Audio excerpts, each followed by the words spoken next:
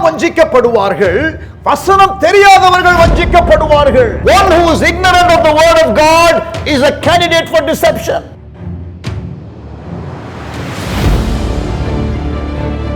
நீங்கள் பாவம் செய்யாமல் இருப்பதற்கு தேவனுடைய வசனம் உங்கள் உள்ளத்திலே இருக்க வேண்டும். You have to hide the word of God in your heart so that you can live a holy life.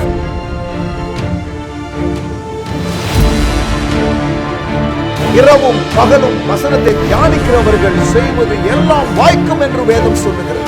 Those who meditate the word day and night, the Bible says they will have success.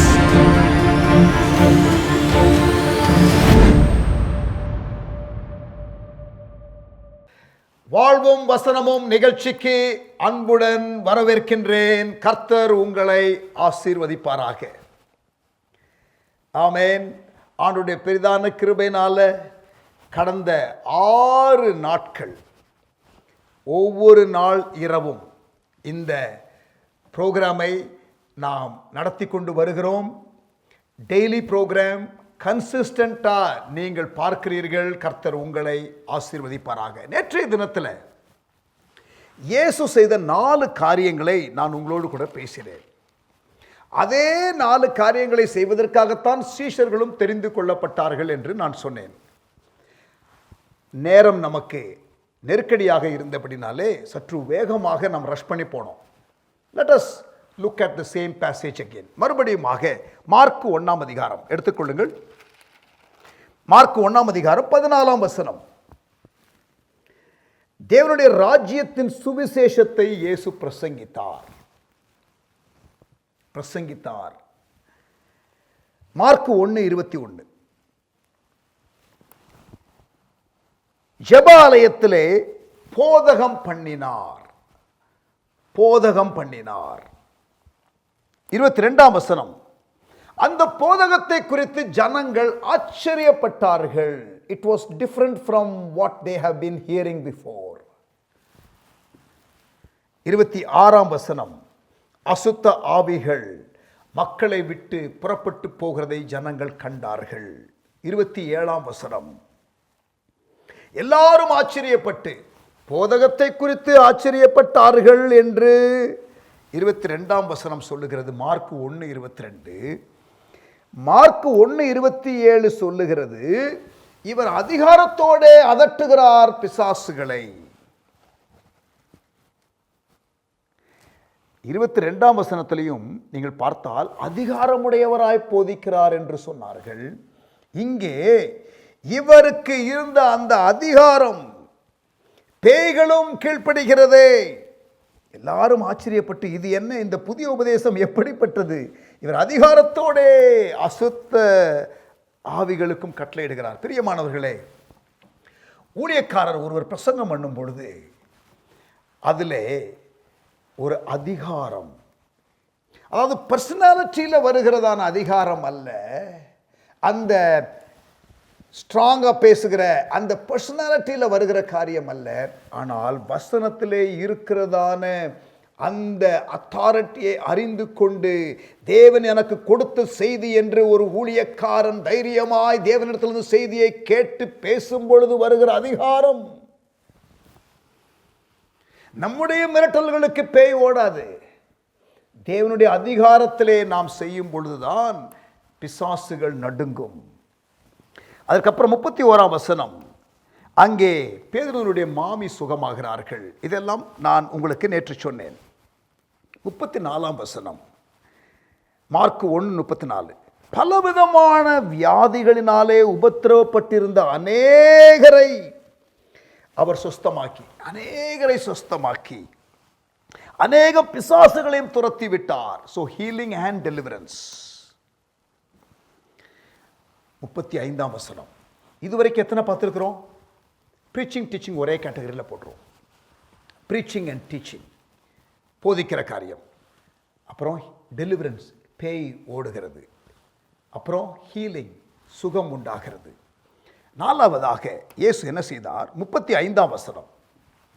Mark 1:35. அவர் அதிகாலையிலே இருட்டோடே எழுந்து புறப்பட்டு வனாந்திரமான ஒரு இடத்திற்கு போய் அங்கே ஜெபம் பண்ணினார். Jesus prayed. 4 காரியங்கள். அவர் ஜெபித்தார், பிரசங்கித்தார், போதித்தார், ஹீலிங், மக்களுக்கு பிரச்சனை உள்ளவர்களுக்கு சுகத்தை கொடுத்தார், டெலிவரன்ஸ், கட்டுகளில் உள்ளவர்களுக்கு விடுதலை கொடுத்தார். தொடர்ந்து பார்க்கலாம்.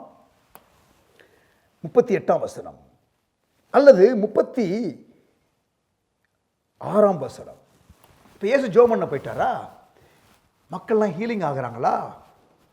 சுகமெல்லாம் உண்டாகுதா? மக்களுக்கு எல்லாருக்கும் ஐயோ இவர் தொட்டா சுகமாகுது, இவர் அதிகாரத்தோடு பேசினா பேய் ஓடுது, கூட்டத்தை கூட்டிட்டாங்க. இவர் ரொம்ப கவனமாக பேலன்ஸ்டாக இருக்கார் பாருங்க. ஜெபம் பண்ண போயிட்டார். ஊழியர் ரொம்ப நல்லா இருக்குது, பிஸியாக இருப்போம், ஜெபத்தை விட்டுருவோம். ஆமாம், ஊழியக்காரர்களாகி எங்களுக்கு ஊழியத்தில் பிஸியானதுக்கு பிறகு ஜெபிக்கிறதுக்கே நேரம் இருக்காது, விட்டுறக்கூடாது. நாங்கள் நீங்களும் ஊழியக்காரராக பிடிச்சி இழுத்து வச்சு அவருக்கு ஜெபிக்கவே நேரம் இல்லாத அளவுக்கு பண்ணிடக்கூடாது. ப்ராக்டிக்கலாக பேசுகிறேன், கவனிங்க. அவர் ஜெபம் பண்ண போயிட்டார். பிஸியாகுது ஊழியம், ஹீலிங், மிரக்கிள்ஸ், டெலிவரன்ஸ் நடக்குது, மக்கள் அப்படியே வர ஆரம்பிக்கிறாங்க. அவர் ஜெபிக்க போயிட்டார். 36ஆம் வசனம். சீமோனும் அவனோடே இருந்தவர்களும் அவரை பின்தொடர்ந்து போய், இப்போ பேதுருவும் சில சீஷர்கள் என்ன பண்ணுறாங்க, இயேசு எங்கே போயிருக்காருன்னு சொல்லிட்டு தேடி போகிறாங்க. ஏன் தெரியுமா? இங்கே நிறைய கஸ்டமர் வந்துட்டாங்க, இங்கே நிறைய ஹீலிங் டெலிவரன்ஸ் கேசஸ் எல்லாம் நிறைய வந்துருச்சு. அவரை கண்டபோது உம்மை எல்லாரும் தேடுகிறார்கள் என்று சொன்னார்கள். டிமாண்டே, நிறைய பேர் உங்களை தேடுறாங்க ஆண்டவரே. 38ஆம் வசனம் பாருங்க. தேடுறாங்களா? ஏதோ வந்துடுறப்பா அப்படின்னு சொன்னாரா? இல்லை. 38ஆம் வசனம். அவர்கள்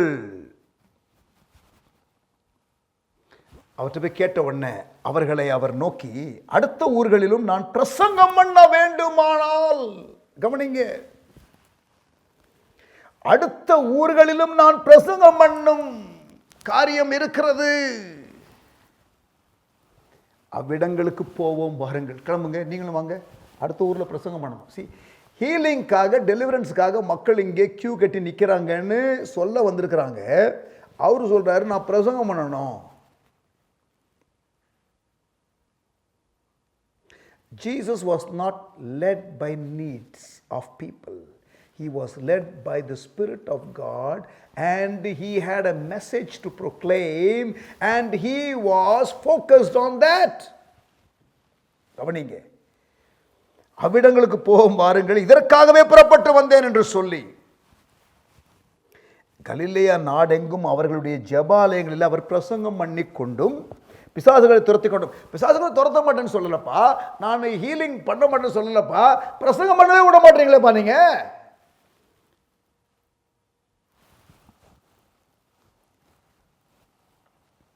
அப்பொழுது குஷ்டரோகி ஒருவன் வருகிறான், அவனை சுகமாக்குகிறார்.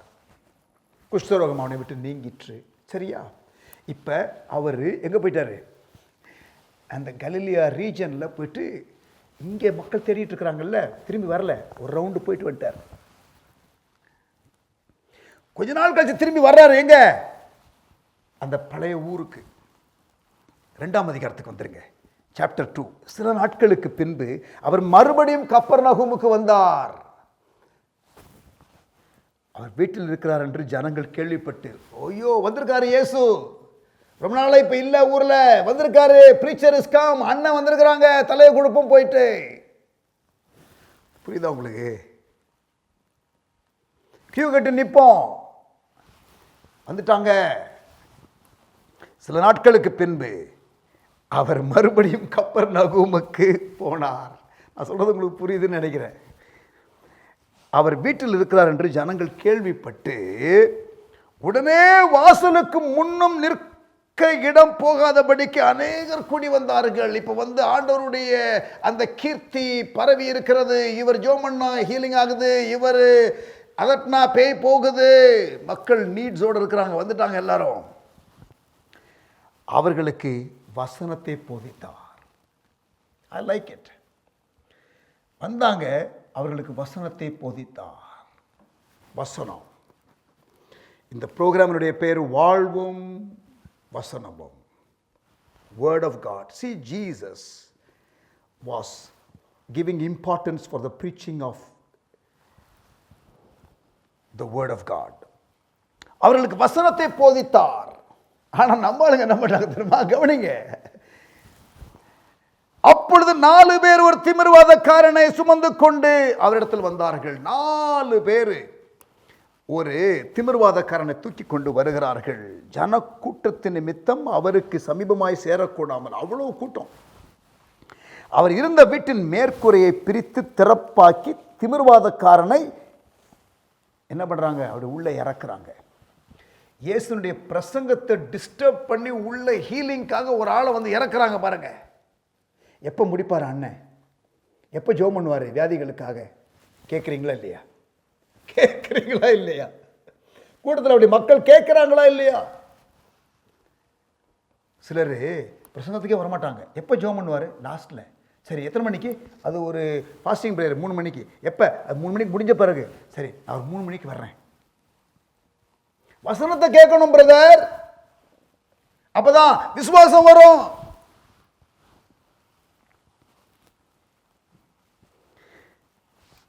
இயேசு அவர்கள் விசுவாசத்தை கண்டு திமிர்வாதக்காரனை நோக்கி, மகனே உன் பாவங்கள் உனக்கு மன்னிக்கப்பட்டது என்றார். Anyway, God was gracious, Jesus was gracious, he healed him. Right.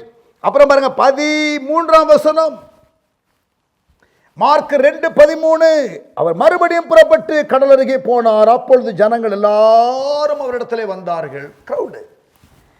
அவர்களுக்கு போதகம் பண்ணினார். டீச்சிங்.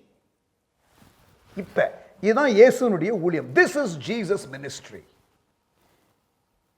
அந்த மக்கள் அவரை வந்து போதிக்க விடாம அவரை வந்து டிஸ்ட்ராக்ட் பண்ணுகிறதற்கு பல காரியங்களை செய்கிறார்கள். But he was focused on teaching. வசனம் முக்கியம் பிரியமானவர்களே. ஆமென். இப்ப இயேசுனுடைய சீஷர்கள் மார்க் 3ஆம் அதிகாரம் 13ஆம் வசனம். பின்பு அவர் ஒரு மலையின் மேல் ஏறி தமக்கு சித்தமானவர்களை தம்மிடத்தில் வரவழைத்தார். Choosing of the disciples. அவர்கள் அவரிடத்திற்கு வந்தார்கள். அப்பொழுது அவர் 12 பேரை தெரிந்து கொண்டு, லிசன் கேர்ஃபுல்லி. இப்ப மார்க் 1ஆம் அதிகாரத்தில் எதை பார்த்தோம்? இயேசு செய்த 4 காரியங்கள் என்ன? ஜெபம் பண்ணினார், போதித்தார், பிரசங்கித்தார், ஹீலிங், சுகவீனமானவர்களை சுகப்படுத்தினார், 4வது டெலிவரன்ஸ், பிசாசு பிடியில் இருக்கிறவர்களுக்கு விடுதலை கொடுத்தார். இப்ப 12 சீஷர்களை தெரிந்து கொள்ளுகிறார். என்ன செய்ய சொல்லுகிறார் பார்க்கலாமா? அப்பொழுது அவர் 12 பேரை தெரிந்து கொண்டு, மார்க் 3:14, அவர்கள் தம்மோடு இருக்கவும், ஃபர்ஸ்ட் பிரேயர், தம்மோடு இருக்கவும், டு பி வித் ஜீசஸ். சரியா? அடுத்து பிரசங்கம் பண்ணும்படியாக தாம் அவர்களை அனுப்பவும், to prepare them for preaching. 2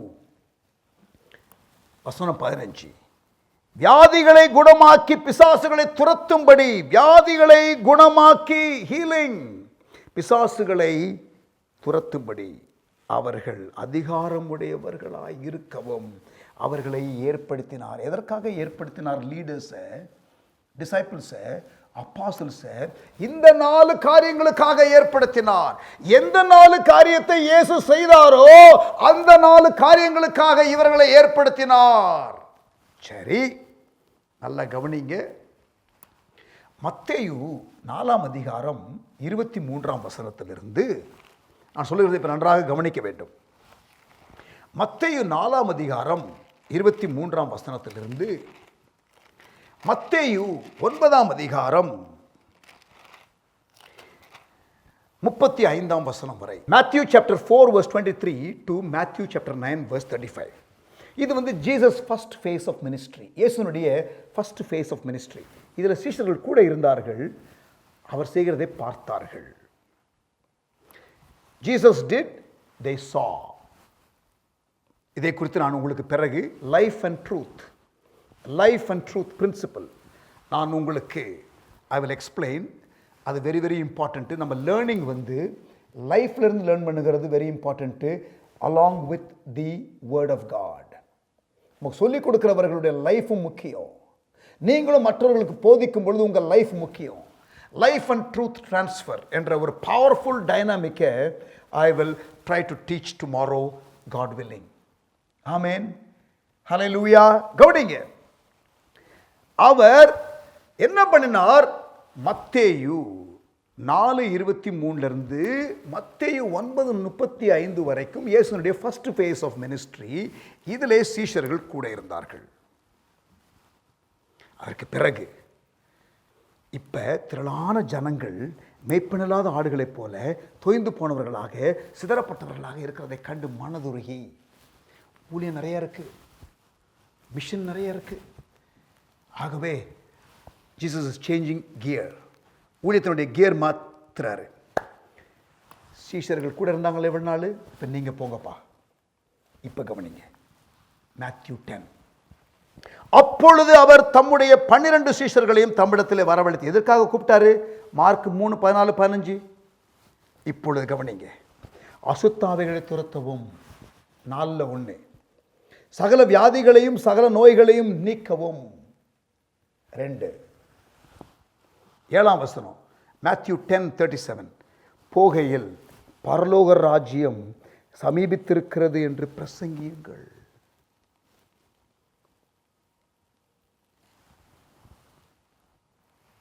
கவனிச்சிங்களா? அஃப்கோர்ஸ் இயேசுவோடு கூடவே இருக்கிறார்கள். ஆகவே அந்த ப்ரேயர் ஆஸ்பெக்டை நீங்கள் சேர்த்துக்கொள்ளலாம், அந்த ஆஸ்பெக்டையும் சேர்த்துக்கொள்ளலாம். ஜெபிக்க சொல்லிக் கொடுத்தார், பரலோகத்தில் இருக்கிற எங்கள் பிதாவே என்று. ஸோ அந்த ப்ரேயர் லைஃப்பும் டெஃபினட்டாக இருக்கிறது என்று வைத்துக்கொள்வோம். இங்கே 3 காரியங்களை கவனியுங்கள்: அசுத்தாவிகளை துரத்த, ஹீலிங், அப்புறம் போகும்பொழுது பரலோக ராஜ்யம் சமீபமாக இருக்கிறது பிரசங்கியுங்கள், ப்ரீச். பிரியமானவர்களே, விசுவாசிகளாகிய நீங்களும் நானும், நாங்கள் ஊழியராக இருந்தாலும் நாங்கள் முதல்ல விசுவாசிகள் தான். நம்ம எல்லாருமே செய்ய வேண்டிய காரணம் என்ன தெரியுமா? எல்லாருமே இதை செய்யணும். புதிய ஏற்பாட்டில் எல்லாருமே ஆசாரியர்கள், செயல்படும் விசுவாசிகள் என்ற ஒரு ஆஸ்பெக்ட் நான் வலியுறுத்த ஆரம்பித்தால் அநேக காரியங்களை சொல்லிக் கொடுக்க வேண்டியது இருக்கும், which we will do in the days to come. ஏனென்றால் வசனம் என்ன பண்ணும்? நம்மளை கேரக்டரில் டெவலப் பண்ணும். அப்புறம் நற்கிரியைகளை செய்ய எதற்காக ஆண்டவர் நம்மை செயல்பாட்டிற்காக அழைத்தாரோ அதையும் செய்யணும்ல. To be the person that God wants us to be, to do the thing that God wants us to do, the word of God will empower us. Correct? பிரியமானவர்களே, ஆண்டவருடைய பெரிதான கிருபையினால ஆவியானவர் செய்கிற காரியங்களை நான் உங்களுக்கு பகிர்ந்து கொள்கிறேன். இந்த 10 ஆண்டு காலம் 2021 2030 வரைக்கும், we are now in July 2021. இந்த வருடம் ஆரம்பித்து இது 7வது மாதம். இந்த 10 ஆண்டு காலம் ஒரு விசேஷ காலம், எழுப்புதலின் 10 ஆண்டு, டிகேட் ஆஃப் ரிவைவல். இதுவரை தமிழ்நாட்டிலே செய்யப்படாத காரியங்கள், இந்தியாவிலே செய்யப்படாத காரியங்கள், தேவன் விரும்புகிற காரியங்கள், தேவனுடைய மனதிலே நூற்றுக்கணக்கான ஆண்டுகள் இருந்த காரியங்களை நிறைவேற்றுவதற்கு தேவன் கொடுக்கிற விண்டோ ஆஃப் ஆப்பர்ச்சுனிட்டி. பிரியமானவர்களே, ஜெபித்துக் கொள்ளுங்கள். விழுப்புரத்தில் சபையில்லாத கிராமங்களிலே சபைகளை ஆரம்பிக்கிற ஒரு திட்டம், யூடியூப்பில் அதிகமாக நான் இதை குறித்து பேசுவேன், இப்பொழுது நேரமில்லை. உங்களில் அநேகருக்கு தெரியும். சபையில்லாத கிராமங்களிலே சபை ஆரம்பிக்கிற பயிற்சி பள்ளி ஆரம்பமாகிறது அடுத்த வாரம். ஜெபித்துக் கொள்ளுங்கள். Amen. I want you to pray.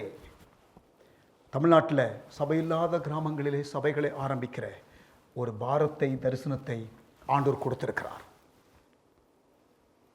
Vision 2030, அதற்காக ஒரு நல்ல ஒரு இடத்தை ஆண்டவர் தயார் பண்ணி கொண்டிருக்கிறார். அடுத்த வாரம் நாங்கள் ஆரம்பிக்கிறோம். ஜெபித்துக் கொள்ளுங்கள். அந்த ஃபெசிலிட்டியை பாருங்கள். விழுப்புரத்தில் இருக்கிற ஃபெசிலிட்டியை இப்பொழுது நீங்கள் ஸ்க்ரீனில் பார்க்குறீங்க. அது வேகமாக ஆயத்தப்படுத்தி கொண்டிருக்கிறோம். 60 மாணாக்கரை எடுத்து ஒரு வருட காலத்தில் அவர்களை கொண்டு 60 சபைகளை ஆரம்பிக்கிற ஒரு மகிமையான திட்டத்தை ஆண்டவர் கொடுத்திருக்கிறார். அதற்காக நாங்கள் ஜெபித்து வருகிறோம். நீங்களும் அதற்காக ஜெபிக்க ஆரம்பிங்கள். 10,000 ஜெப பங்காளர்களை எதிர்பார்க்கிறோம் தரிசனத்திற்காக. 10,000 prayer partners we are seeking. முழு தமிழ்நாட்டில் பல காரியங்கள் செய்யப்பட வேண்டியது இருக்கிறது. முழு இந்தியாவிலே பல காரியங்கள் செய்யப்பட வேண்டியது இருக்கிறது. ஆண்டவர் துரிதமாக இந்த காரியங்களை செய்ய நம்மை அழைக்கிறார். இங்கே பாருங்க, ஆண்டவர் அந்த 12 பேரை ஜெபிக்க, போதிக்க, ஹீலிங், டெலிவரன்ஸ் இந்த ஊழியங்களை செய்ய தமிழ்நாட்டிலே இன்னும் அலை அலையாய் தேவன் ஊழியர்களை எழுப்புவாராக. ஜெபித்துக் கொள்ளுங்கள். இங்கே பாருங்க, மேய்ப்பன் இல்லாத ஆடுகளைப் போல அவர் பார்த்து தொய்ந்து போனவர்களாக அவர்களை கண்டு, சிதறப்பட்டவர்களாக அவர்களை கண்டு, சபையில்லாத கிராமங்களிலே இருக்கிறதான மக்களுடைய நிலைமை இப்படித்தாங்க இருக்கிறது. திரளான ஜனங்கள் நம்ம நாட்டில், அவர்கள் மேய்ப்பன் இல்லாதவர்கள் திரளாக இருக்கிறார்கள், தொய்ந்து போனவர்கள், சிதறப்பட்டவர்கள். ஆண்டவரே, அறுவடை மிகுதி, ஆட்கள் கொஞ்சம். ஆண்டவர் ஒரு ஜெப குறிப்பு கொடுத்தார், வசனத்தில் உள்ள ஜெப குறிப்பு. ஆதலால் அறுப்புக்கு எஜமான் தமது அறுப்புக்கு வேலையாட்களை அனுப்பும்படி அவரை வேண்டிக் கொள்ளுங்கள். வசனத்தில் சொல்லப்பட்ட ஜெப குறிப்புகள் நம்ம ஜெபிக்கணும். நிறைய காரியங்கள் பைபிளில் சொல்லப்பட்ட காரியங்கள் ஆளுகிறவர்களுக்காக ஜெபிக்கணும், பைபிளில் போட்டிருக்கு. அறுவடைக்கு ஆட்களை கர்த்தர் எழுப்பும்படி ஜெபிக்கணும், பைபிளில் போட்டிருக்கு. இதெல்லாம் நம்ம சொல்லி ஜெபிக்கணும். ஆமென். கர்த்தர் நமக்கு உதவி செய்வாராக. பிரியமானவர்களே, ஆண்டவர் செய்கிற காரியத்திலே நீங்கள் சேர்ந்து கொள்ளுங்கள். விஷன் 2030, தரிசனம் 2030 என்ற ஒரு பெரிய திட்டத்தை ஆண்டவர் கொடுத்திருக்கிறார். வருகிற நாட்களில் அதை குறித்து நான் பகிர்ந்து கொள்கிறேன். அதற்காக ஒரு ப்ரேயர் கேட் தயார் பண்ணுகிறோம். ஆமென். we want you to enroll as prayer partners. கர்த்தர் உதவி செய்வாராக. ஆமென். வாழ்வும் வசனமும். ஆமென். நிறைய பயிற்சிகள் இருக்கிறது. நாளைக்கு அதை குறித்து நான் உங்களுக்கு சொல்லுகிறேன். நீங்கள் பயனடைவதற்கு, நீங்கள் உருவாக்கப்படுவதற்கு. இயேசுவோடு கூட 3 வருஷம் இருந்தார்கள், உருவாக்கப்பட்டார்கள், உலகத்தை கலக்கினார்கள். நீங்களும் உருவாக்கப்பட பல பயிற்சிகளை நான் உங்களுக்கு நாளை தினத்திலே அறிமுகப்படுத்துகிறேன். ஆமென். கண்களை மூடி ஜெபிக்கலாமா? நல்ல தகப்பனே, எங்களோடு கூட இந்த நாளிலே நீர் இடைப்பட்டு பேசி வருகிற காரியங்களுக்காக உமக்கு ஸ்தோத்திரம். வாழ்வும் வசனமும் என்ற இந்த நிகழ்ச்சி மூலம் உம்முடைய மக்களை நீர் கட்டுகிறீர், வசனத்திலே கட்டுகிறீர். ஆண்டவரே, நீர் எங்களுக்கு அடிப்படை காரியங்களை தெளிவுபடுத்துகிறீர், புரிந்து கொள்வதற்குள்ளே எங்களை கொண்டு வருகிறீர். உமக்கு ஸ்தோத்திரம் தகப்பனே. ஆசீர்வதியும். ஆண்டவரே, விழுப்புரத்திலே ஆரம்பிக்கப்பட போகிற பயிற்சி பள்ளி, அடுத்த வாரம் ஆரம்பிக்கப்பட போகிற இந்த ஊழியர் பயிற்சி பள்ளி, ஆண்டவரே, இதற்கான எல்லா ஆண்டவரே ஊழியர்களையும், பயிற்சிக்காக வருகிறதான ஊழியர்களை கர்த்தர் சந்திப்பீராக, உருவாக்குவீராக. ஆண்டவரே, ஆசிரியர்கள் ஒவ்வொருவரையும் ஆசீர்வதிப்பீராக. அவர்கள் உருவாக்கப்பட ஆண்டவரே கிருபை செய்வீராக. இதற்கான தேவைகள் எல்லாம் சந்திக்கப்படுவதாக. கர்த்தர் அனுக்கிரகம் செய்வீராக. ஜெப பங்காளர்களை எழுப்புவீராக. உமக்கு ஸ்தோத்திரம், உமக்கு ஸ்தோத்திரம், உமக்கு ஸ்தோத்திரம்.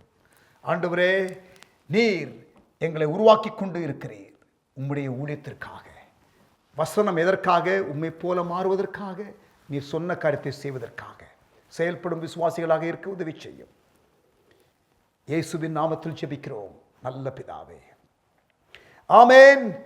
God bless you. பிரியமானவர்களே, நாளை 46வது நாள் இந்த உபவாச ஜெபம். 50 நாள் ஜெபத்தில் இன்னும் 5 நாள் தான். இதுவரை கலந்து கொள்ளாமல் இருந்தால் please join Harvest Church India என்ற யூடியூப் சேனலில் இந்த 50 நாள் ஜெபத்தில் கடைசி 5 நாள் இணைந்து கொள்ளுங்கள். நாளை 3 மணிக்கு உங்களை சந்திக்கிறேன். பிறகு இரவு 11 மணிக்கு மறுபடியும் சந்திக்கிறேன். God bless you. கர்த்தர் உங்களை ஆசீர்வதிப்பாராக. ஆமென்.